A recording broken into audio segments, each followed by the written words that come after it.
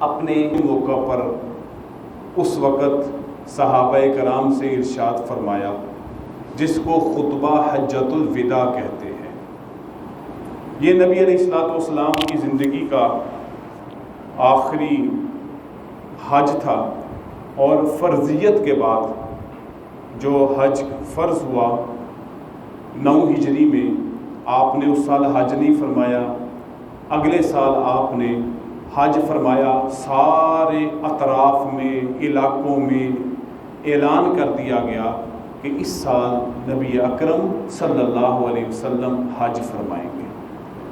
تو تقریباً 1.25 لاکھ سے زائد صحابہ کرام، صحابیات اس حج کے موقع پر اکٹھے ہوئے، اور نبی علیہ الصلوۃ والسلام نے وہ تمام اراکین کو دوبارہ سے بحال فرمایا جو حضرت ابراہیم علیہ السلام کے زمانے میں تھے، اور ان تمام معاملات کو، امور کو جو حج میں شامل کر لیے گئے تھے، جو شرک پہ مبنی تھے، جو حج کا حصہ نہیں تھے، یا وہ ارکان اور وہ اعمال جو سب کو کرنے تھے اور قریش والوں نے اپنے لیے اس کو مستثنا قرار دیا تھا، یہ ہمارے لیے نہیں ہے، تو لہٰذا آپ نے خالصتاً ان اراکین حج کو اور ان اعمال کو آپ صلی اللہ علیہ وسلم نے اس حج میں ادا کیا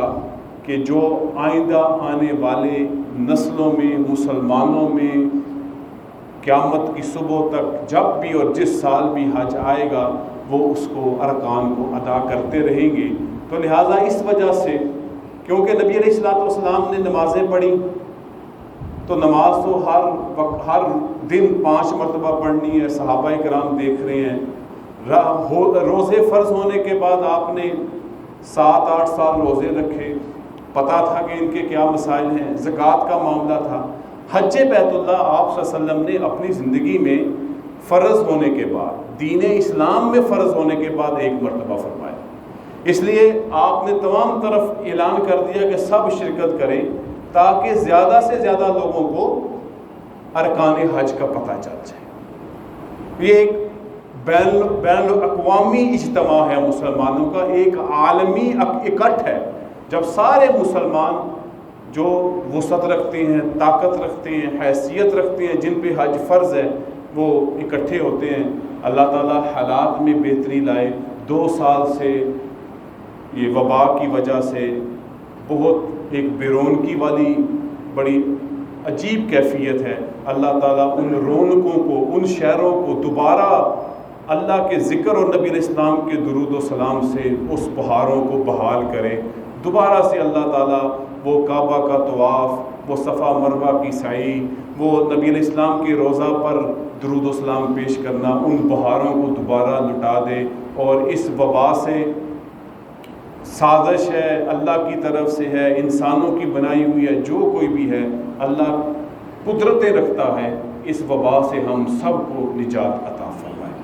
آپ صلی اللہ علیہ وسلم نے جو وہاں پہ خطبہ ارشاد فرمایا وہی موضوع چلے گا آج بھی اور آئندہ بھی زندگی اور صحت کے ساتھ۔ نبی علیہ السلام نے فرمایا، یا ایھا الناس، اے لوگو، اسمعوا قولی، میری بات کو دھیان سے سنو، فإنی لا ارانی وإیاکم ان نجتمع فی ھذا المجلس ابدا بعد عامی ھذا۔ یہ پچھلے جمعے میں گفتگو ہوئی تھی، دوبارہ سے صرف اس کا ترجمہ کہ نبی علیہ السلام نے حاضرین کو اپنے خطبے میں متوجہ کر کے ارشاد فرمایا کہ اے لوگوں، ہو سکتا ہے کہ اس سال کے بعد جیسے تم اور میں اکٹھے ہیں، ہم شاید اکٹھے نہ ہوں۔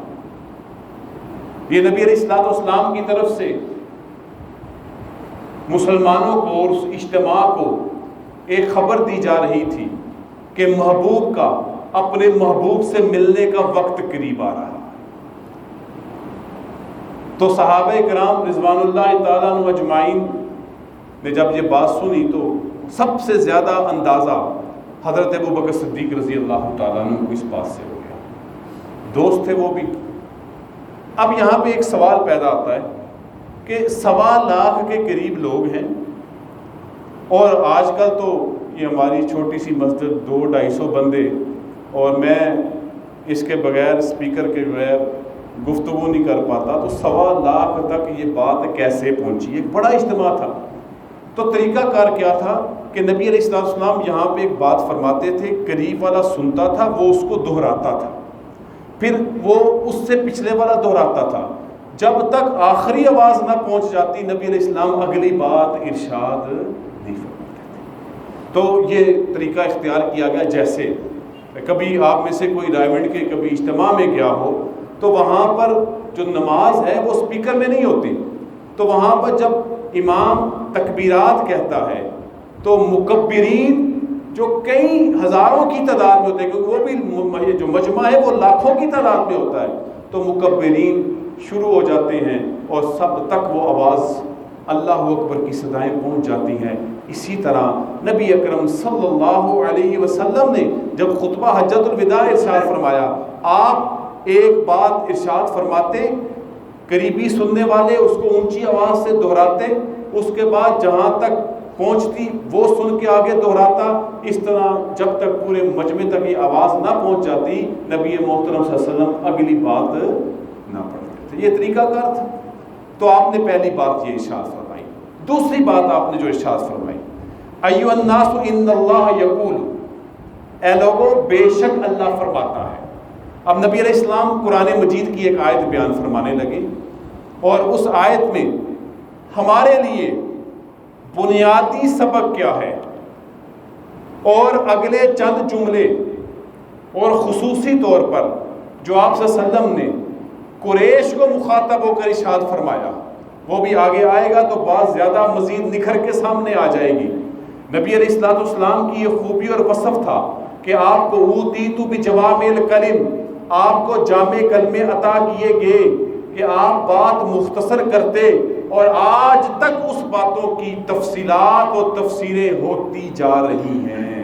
یہ نبی علیہ السلام کے کلمات کا، آپ کے فرمودات کا ایک وصف ہے، ایک خوبی اور ایک اعجاز ہے کہ بات مختصر ہے لیکن اس کے اندر وہ خزانے مفہومات کے اور معنوں کے چھپے ہوئے ہیں کہ آج بھی علماء کرام، محدثین، فقہاء اس سے اپنے اپنے طریقے سے وضاحتیں وہاں سے نکال رہے ہیں۔ یہ اللہ کے نبی صلی اللہ علیہ وسلم کی باتوں کی ایک خوبی ہے اور ایک اعجاز ہے۔ تو آپ نے یہاں پر اللہ قرآن مجید کی آیت بیان کی جس میں اللہ رب العزت جو اونچ نیچ کا نظام ہے، جو برادریوں کی فوقیت کا نظام ہے، جو قبائل کی ہم قبیلہ زیادہ معزز، ہماری زیادہ اہمیت، فلاں قبیلہ بالکل نیچ، اس کی کوئی اہمیت نہیں، اللہ تعالیٰ اس آیت مبارکہ اور بعد میں اپنے الفاظ کے ساتھ اس کو وضاحت کے ساتھ بیان کر رہے ہیں، سمجھا رہے ہیں کہ انسانوں میں رنگ، نسل، زبان، وطن کی بنیاد پہ کوئی فرق نہیں ہے۔ اگر اللہ کے ہاں کوئی معزز ہے، کوئی محترم ہے، تو وہ سب سے زیادہ معزز و محترم وہ ہے جس کے دل میں اللہ کا ڈر، تقوی اور خشیت سب سے زیادہ ہے۔ تو ارشاد باری تعالیٰ ہے، بسم اللہ الرحمن الرحیم، یا ایھا الناس انا خلقناکم من ذکر و انثی، اے لوگو بے شک ہم نے تمہیں پیدا کیا مذکر و مؤنث سے۔ تمہاری پیدائش کی حقیقت کیا ہے؟ مذکر و مؤنث کا ایک فطری نظام ہے، ایک فطری ملاپ ہے جس سے تمہاری پیدائش ممکن ہو سکی۔ تم اپنے وجود کے اعتبار سے کچھ بھی نہیں ہو۔ اللہ یہ سمجھانا چاہ رہے ہیں تمہاری حقیقت کیا ہے؟ تم تو ایک مذکر اور مؤنث کے ایک فطری نظام جو اللہ نے مقرر فرمایا اس کی وجہ سے پیدا کیے گئے ہو۔ بہرحال اللہ تعالیٰ نے پھر بھی اپنی قدرت کاملہ کو، ان اللہ علی کل شیء قدیر، بے شک اللہ تعالیٰ ہر چیز پر قادر ہے، اس کو دنیا کے سامنے واضح کرنے کے لیے اللہ رب العزت نے حضرت آدم علیہ السلام کو بغیر ماں باپ کے پیدا کیا اور بتایا کہ میں یہ کام بھی کر سکتا ہوں، میں محتاج نہیں ہوں۔ اللہ رب العزت نے حضرت حوا کو بغیر ماں کے پیدا کیا۔ اللہ نے فرمایا میں یہ بھی کر سکتا ہوں، تم مجھے ایک فطری نظام کا پابند نہیں کر سکتے۔ اور اسی طرح اللہ رب العزت نے حضرت عیسیٰ علیہ السلام کو بغیر باپ کے پیدا فرمایا۔ اللہ نے یہ بھی بتا دیا میں یہ بھی کر سکتا ہوں، میں تمہارا محتاج نہیں ہوں، کیونکہ میری صفت ہے کہ میں قدرتوں والا ہوں۔ اور پھر ایک نظام چل رہا ہے فطرتی طور پر، وہ اسی کی طرف اللہ متوجہ فرما رہے ہیں، لوگو انا خلقناکم من ذکر و انثی، بے شک ہم نے تم کو مذکر و مؤنث سے پیدا کیا، وجعلناکم شعوبا و قبائل لتعارفوا۔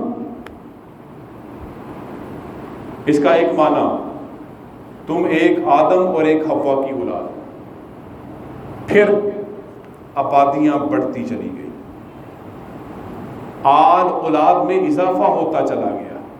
پہلے 2 تھے، 2 ہوئے، 2 سے 4 ہوئے، 4 سے 16 ہوئے، 16 سے 32 ہوئے، پھر دنیا پھیلتی چلی گئی۔ اب ضرورت تھی کس بات کی کہ پہچانے جائیں یہ کس کی اولاد میں سے ہیں، یہ کس کے قبیلے سے ہیں، ان کا تعارف کیا ہے۔ پھر اللہ رب العزت نے آگے تعارف کے لیے قبیلے بنائے اور اسی کا تذکرہ فرمایا، وَجَعَلْنَاكُمْ شُعُوبًا وَقَبَائِلَ، پھر ہم نے تمہارے شعب بنائے، گروہ بنائے، وَقَبَائِلَ، اور تمہیں قبیلوں میں تقسیم کیا۔ مقصد کیا تھا؟ لِتَعَارَفُوا، تاکہ تمہاری پہچان ہو سکے کہ تمہارے باپ دادا کون ہیں، فلاں کے باپ دادا کون ہیں۔ یہ تعارف کے لیے ہے، یہ پہچان کے لیے ہے۔ جیسے ہمارے نام ہماری پہچان کی وجہ سے ہے، صرف ابو بکر عمر عثمان علی نام لکھنے سے نجات۔ نام کتنے اچھے ہیں اور اچھے لوگوں کی طرف نسبت ہے، لیکن اگر کرتوت اچھے نہیں ہیں تو یہ نام بھی کوئی فائدہ نہیں دے۔ تو یہی جیسے نام رکھے جاتے ہیں تعارف کے لیے کہ پتہ چل جائے یہ فلاں ہے، فلاں کا بیٹا ہے، اسی لیے تمہارے قبائل اور تمہیں گروہ میں اس لیے تقسیم کیا، لتعارفوا، تاکہ تمہاری پہچان ہو سکے، پتہ چل سکے کہ تمہارا قبیلہ، برادری، ذات کون سی ہے۔ ان اکرمکم عند اللہ اتقاکم، تم ان قبیلوں کو، ان برادریوں کو، ان ذاتوں کو، ان رنگ و نسل کو، ان زبان اور وطنیت کو معیار مت سمجھو عظمت کا۔ عظمت کا معیار کیا ہے جو اللہ نے بیان کر دیا؟ انا اکرمکم عند اللہ اتقاکم، میرا رب قرآن مجید میں فرماتا ہے بے شک تم میں اللہ کے نزدیک سب سے زیادہ عزت والا، محترم، عظمت والا، مکرم کون ہے؟ جو اللہ سے زیادہ ڈرتا ہے۔ اتقاکم، جو تم میں زیادہ پرہیزگار ہے، جس کے اندر خشیت زیادہ ہے، جس کے اندر اللہ کا خوف زیادہ ہے اور جو اللہ کا ڈر زیادہ رکھتا ہے۔ یہ تقویٰ کس بلا کا نام ہے؟ تقویٰ کسے کہتے ہیں؟ حضرت عمر فاروق رضی اللہ تعالیٰ عنہ نے حضرت ابی بن کعب سے پوچھا، حضرت تقوی کی تعریف کرتے ہیں، تقویٰ مجھے سمجھا دے یہ کس چیز کا نام ہے۔ حضرت ابی بن کعب حضرت امیر المومنین تھے اس وقت، ابو عمر فاروق فرماتے ہیں امیر المومنین کبھی آپ جھاڑیوں والی زمین سے گزرے ہیں جہاں پہ یہ چھوٹی موٹی جھاڑیاں خاردار کانٹوں والی ہوں؟ بالکل۔ کیسے گزرتے ہیں؟ کہا اپنے کپڑوں کو، اپنے جسم کو بچا کے گزرتا ہوں، کہیں میرے کپڑے ان کانٹوں میں الجھ نہ جائیں، کہیں میرے جسم کو وہ کانٹے چپ کے مجھے نقصان نہ پہنچا دے۔ کہا آپ بچ بچا کے گزرتے ہیں؟ کہا بالکل بچ بچا کے گزرتا ہوں۔ کہا اپنی زندگی کو ایسے گزارنا کہ بندہ گناہوں سے بچ کر زندگی بسر کرے، یہ ہے تقویٰ۔ تقویٰ کیا ہے؟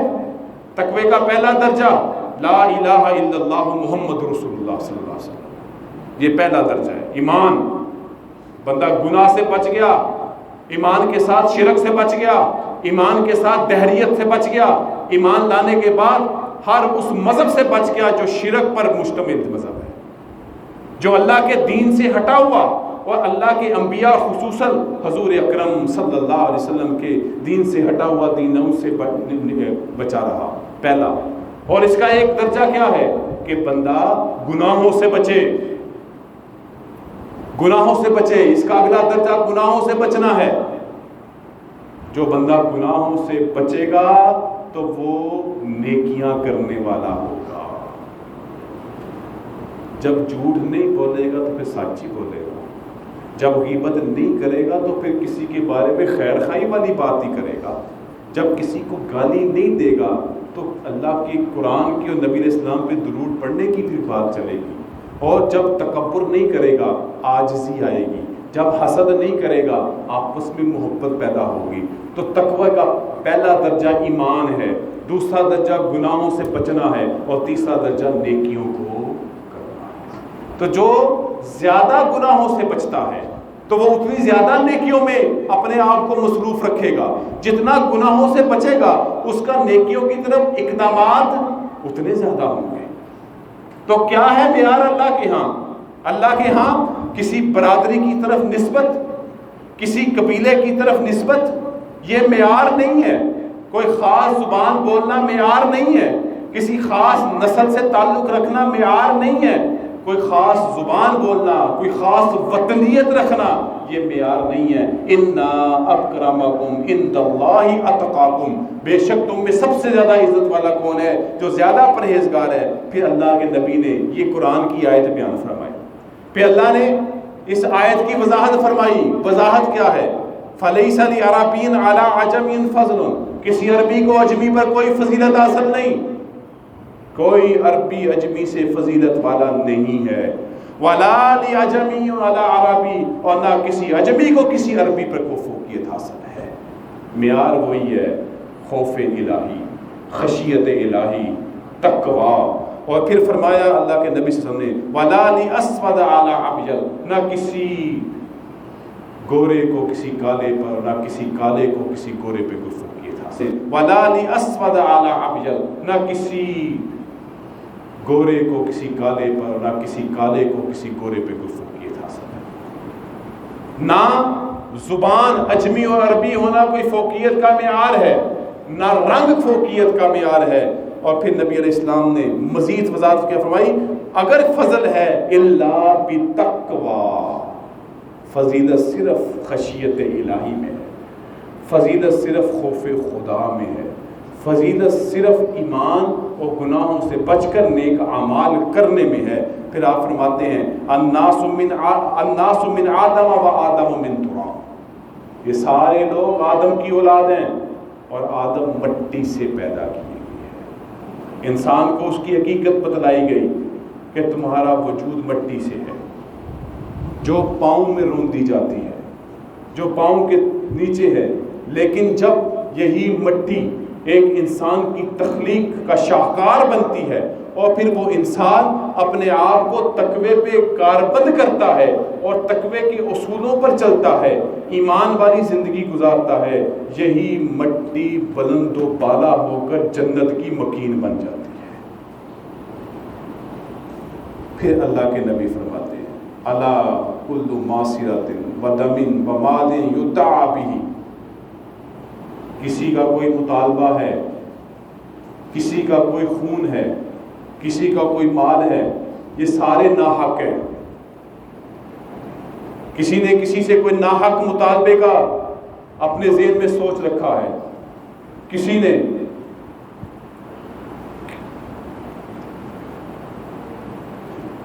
نہ ہی کسی سے ناحق مال کا مطالبہ رکھا ہے، کسی نے ناحق کسی سے بدلہ لینا ہے خون کا، ناحق ہے. یہ ساری باتیں ناحق ہیں، حق نہیں ہے. وہ حقدار نہیں، وہ حق والا نہیں. نہ مال میں حق رکھتا ہے لیکن دعویٰ کر رہا ہے، نہ خون میں حق رکھتا ہے قصاص میں لیکن دعوے دار بنا بیٹھا ہے، نہ مال و دولت میں کسی طرح کا وہ حقدار ہے لیکن دعویٰ کر رہا ہے. اللہ کے نبی فرماتے ہیں سارے لوگوں سن لو، جو تم نے ناحق مطالبات گڑ رکھے ہیں، ناحق خون کے مطالبات گڑ رکھے ہیں، ناحق مال کے مطالبات رکھے ہیں جن کا تم دعویٰ کرتے ہو، فَهُوَ تَحْتَ قَدَمَيَّ هَاتَيْنِ، یہ سارے کے سارے آج میرے قدموں کے تلے رون ڈالے گئے ہیں. کوئی ناحق کسی سے غیر حق کا غیر حق سے کوئی مطالبہ مت کرے. آج ساری جاہلیت کی باتیں ختم. کوئی کسی سے ناحق کوئی مطالبہ کرے گا، ناحق مال کا مطالبہ کرے گا، ناحق خون کا مطالبہ کرے گا، آج میرے پاؤں تلے ختم. آئندہ جو بھی بات ہوگی وہ حق کے ساتھ ہوگی، جو دین کے اصولوں پہ مبنی ہوگی، جو حقدار کا جو حق بنے گا وہ ملے گا، جو حقدار کا حق نہیں بنتا اور آج وہ اپنے مطالبے لے کے کھڑا ہے، اپنے دعوے لے کے کھڑا ہے، وہ سارے ختم کر دیے گئے۔ الا صدانۃ البیت و سقایۃ الحاج۔ ہاں دو چیزیں ہیں، جو بیت اللہ کا متولی ہے یا حاجیوں کو پانی پلانے کا اس کو شرف حاصل ہے، یہ مطالبے جن کے پاس ہیں وہ ویسے ہی برقرار رہیں گے۔ جو بیت اللہ کی جو مسجد حرام ہے اس کے انتظامات کرتا ہے اس کے پاس رہیں گے، وہ اس کا حق رکھتا ہے، کیونکہ یہ ناحق مطالبہ نہیں، یہ اس کا حق رکھتا ہے۔ جیسے فتح مکہ کے موقع پر، فتح مکہ کے موقع پر نبی کریم صلی اللہ علیہ وسلم نے جب ان کے ہاتھ میں بیت اللہ کی چابی آئی، وہ بیت اللہ کی چابی آئی، وہ بیت اللہ جس ہجرت کی رات نبی علیہ السلام نے اس وقت جو حضرت عثمان، یہ حضرت عثمان غنی نہیں، یہ حضرت عثمان بن طلحہ ہیں، ان کے پاس سارا یہ بیت اللہ کے انتظام ہوتا تھا، اس کمرے کا چابی کا، میرے لیے دروازہ کھول دو۔ وہ ابھی تک مسلمان نہیں ہوئے تھے، انہوں نے کہا میں نہیں کھولتا۔ کہا ہے عثمان یاد رکھ ایک وقت آئے گا جس مقام پہ تو کھڑا ہے اس مقام پہ میں کھڑا ہوں۔ ہجرت کی رات کی یہ بات ہے جب نبی علیہ السلام اللہ کے حکم سے مکہ مکرمہ چھوڑ کے مدینہ طیبہ جا رہے ہیں۔ آج فتح مکہ ہے، سارے قریش جو مسلمان نہیں ہوئے تھے، جو شرک بیٹھے ہوئے تھے، وہ سامنے گردنیں جھکا کے کھڑے ہیں۔ آج پتہ نہیں کیا ہوگا، کیونکہ انہیں یاد تھا کہ انہوں نے کس طرح صہیب رومی پر مظالم کیے ہیں، کس طرح حضرت بلال حبشی کو تنگ کیا ہوا ہے، اور کسی طرح نبی علیہ السلام کو اور ان کے خاندان کو تکالیف دی ہوئی ہیں، کس طرح ابو بکر صدیق کو مارا پیٹا ہے، اور سارے ان کو واقعات یاد تھے۔ اور قاعدہ قانون تو یہی تھا کہ آج بدلے کا دن ہے، آج کچھ نہیں بچے گا، کوئی نہیں چھوٹے گا۔ لیکن نبی علیہ السلام نے ایک تاریخی جملہ فتح مکہ پر ارشاد فرمایا، جاؤ میں نے تم سب کو ایسے ہی معاف کیا جیسے یوسف علیہ السلام نے اپنے بھائیوں کو معاف کر دیا تھا۔ جنہوں نے یوسف علیہ السلام کو اپنے باپ سے جدا کیا، یوسف علیہ السلام کو کنویں میں پھینک دیا، کہا انہوں نے معاف کر دیا، میں بھی تمہیں معاف کرتا ہوں۔ اور اس وقت جب چابی آپ کے ہاتھ میں آئی بیت اللہ کی، آپ نے ہاتھ چابی تھی بیت اللہ کی، بڑے شرف کا کام تھا۔ نبی علیہ السلام اپنے قریبیوں کو دے سکتے تھے، حضرت ابو بکر صدیق کو دے سکتے تھے، حضرت علی رضی اللہ تعالیٰ عنہ اس کا حق رکھتے تھے، لیکن آپ نے اس فتح مکہ کے موقع پر حضرت عثمان بن طلحہ کو بلایا اور کہا یہ پکڑو چابی۔ وہ مسلمان ہو چکے تھے اس وقت، کیونکہ وہ بالکل آخر میں مدینہ طیبہ 3 بندے جا کے مسلمان ہوئے تھے، اور تینوں بڑے جری اور بہادر لوگ تھے، جن میں خالد بن ولید بھی تھے۔ تو نبی علیہ السلام نے ان کے اسلام لانے پر ارشاد فرمایا تھا، آج مکہ والوں نے اپنے جگر کے ٹکڑوں کو میرے حوالے کر دیا۔ تو یہ 3 حضرت خالد بن ولید تھے، حضرت عثمان بن طلحہ تھے، اور ایک کا نام میرے ذہن سے نکل گیا۔ تو آپ نے حضرت عثمان بن طلحہ کو بلایا، ہاں بھائی یاد آئی وہ رات، شرمندگی تھی۔ اللہ کے نبی نے وہ چابی ان کے حوالے کی اور فرمایا، اے عثمان قیامت کی صبح تک یہ چابی تمہارے خاندان کے پاس رہے گی۔ مکہ مکرمہ میں جس کی مرضی حکومت ہو، جو مرضی وہاں پر اپنا طاقت اور اپنا رو و دبدبہ جما لے، چاہے اس سے پہلے امیہ والے ہوں، اس کے بعد بنو عباس والے ہوں، یا ترکی والے خلافت عثمانیہ والے ہوں، اور آج اگر خاندان آل سعود ہو، حکومتیں بدلتی رہیں گی، لیکن آج بھی وہ چابی اسی خاندان میں چلی آ رہی ہے۔ یہ نبی علیہ السلام نے ان کے حوالے کی تھی۔ تو نبی علیہ السلام فرماتے ہیں، ہاں بیت اللہ کا جو انتظام کرتا ہے وہ انتظام اس کے پاس ہی رہے گا، اس میں کوئی تبدیلی نہیں۔ جو حاجیوں کو پانی پلانے کا انتظام کرتا ہے وہ انتظام ان کے پاس ہی رہے گا۔ پھر نبی علیہ السلام فرماتے ہیں آخری بات کر کے جو باقی سلسلے کو آگے، ثم قال، پھر آپ نے فرمایا، یا معاشر قریش، اے قریش کی جماعت، آپ کا اپنا قبیلہ، مکہ مکرمہ میں سب سے معزز قبیلہ، جن کی ایک داغ تھی، ایک روب اور ایک دبدبہ تھا، آپ ان سے مخاطب ہو کے فرما رہے ہیں، آپ کا اپنا قبیلہ ہے، روب اور دبدبے والا قبیلہ ہے، پورے عرب میں ان سے کوئی پنگا نہیں لیتا، آپ ان سے فرما رہے ہیں، اور ایک اصول بتا رہے ہیں جو ہم سب کے لیے، آپ فرماتے ہیں لا تجیؤ بالدنیا تحملون علی رکابکم، ایسا نہ ہو کہ قیامت کا دن ہو اے قریش تم اپنی گردنوں پہ دنیا کا بوجھ لے کے آ جاؤ، کسی نے کسی کا حق لا رکابکم، ایسا نہ ہو کہ قیامت کا دن ہو اے قریش تم اپنی گردنوں پہ دنیا کا بوجھ لے کے آ جاؤ، کسی نے کسی کا حق مارا ہو اے قریش والو، کسی کو تم نے گالی دی ہو، کسی کا مال غصب کیا ہو، کسی کا ناحق خون کیا ہو، ایسا مت کرنا کہ قیامت کا دن ہو تمہاری گردنوں پہ لوگوں کے حقوق ہوں اور تم قیامت کے دن آؤ لوگوں کے بوجھ اٹھا کر، وَيَجِيءُ النَّاسُ بِالْآخِرَةِ، اور لوگ دوسرے آئیں نیک اعمال کر کے۔ اے معاشرے قریش ایسا نہ ہو کہ قیامت کے دن تمہاری گردنوں پہ دنیا کے بوجھ ہوں، نہ حق خون بہایا، نہ حق کسی کا مال غصب کیا، نہ حق کسی کی زمین پہ قبضہ کیا، نہ حق کسی کو ستایا، کسی کو گالی دی، اور تمہاری گردنوں پہ بوجھ پڑے ہوں اور قیامت کے دن تم آ جاؤ اور لوگ دوسرے جن کو تم اپنے قبیلے کے علاوہ کچھ بھی نہیں سمجھتے، جو تم سے ڈرتے بھی ہیں، تمہارے روب کے زیر اثر بھی ہیں، لیکن وہ نیک اعمال کے ساتھ آ جائیں، اللہ کے نبی نے ایک ضابطہ اور قاعدہ بتا دیا، فلا اغنی عنکم من اللہ شیئا، میں اللہ سے تمہارے بارے میں کچھ نہیں کر سکتا، میں اپنی برادری کی حمایت نہیں کر سکتا، میں قریش کے ساتھ کھڑا نہیں ہو سکوں گا، کیونکہ حقوق العباد کا معاملہ یہ ہے، یہ میں اس پہ، لہٰذا یہ ہمیں بھی خبردار کیا گیا، جو میں نے شروع میں اللہ کے نبی نے بھی اس خطبے میں آیت پڑھی، لِتَعَارَفُوا، یہ قبائل، برادریاں، ذات، رنگ، نسل، زبان، وطنیت، یہ صرف پہچان کے لیے ہیں، اصل پہچان کیا ہے؟ اِنَّا أَكْرَمَكُمْ عِندَ اللَّهِ أَتْقَاكُمْ، بے شک تم میں سب سے زیادہ معزز، سب سے زیادہ عزت والا کون ہے؟ جو تم میں سب سے زیادہ متقی اور پرہیزگار۔ یہی اللہ کے نبی نے بات سمجھا دی ہے، اب ہمیں بھی سمجھ جانی چاہیے، اور نبی علیہ السلام کی طرف نسبت کرنے والے لوگوں کو بھی سمجھ جانی چاہیے کہ نسبتوں سے دنیاوی عزت تو ہو سکتی ہے اور اخروی عزت اعمال کے ساتھ ہے، اخروی عزت لوگوں کے حقوق ادا کرنے کے ساتھ ہے، اخروی عزت حقوق اللہ کی نگہبانی کے ساتھ ہے، اخروی عزت اطاعت الہی، اطاعت رسول و خشیت الہی کے ساتھ ہے، اور اس کے بغیر گزارا نہیں ہے۔ یہ چند جملے نبی علیہ السلام کے خطبہ حجۃ الوداع کے، انشاءاللہ زندگی و صحت رہی یہ سلسلہ آگے بڑھتا رہے گا۔ اللہ تعالی ہم سب کو نبی علیہ السلام کے ہر فرمان پر عمل کرنے کی توفیق نصیب فرمائے۔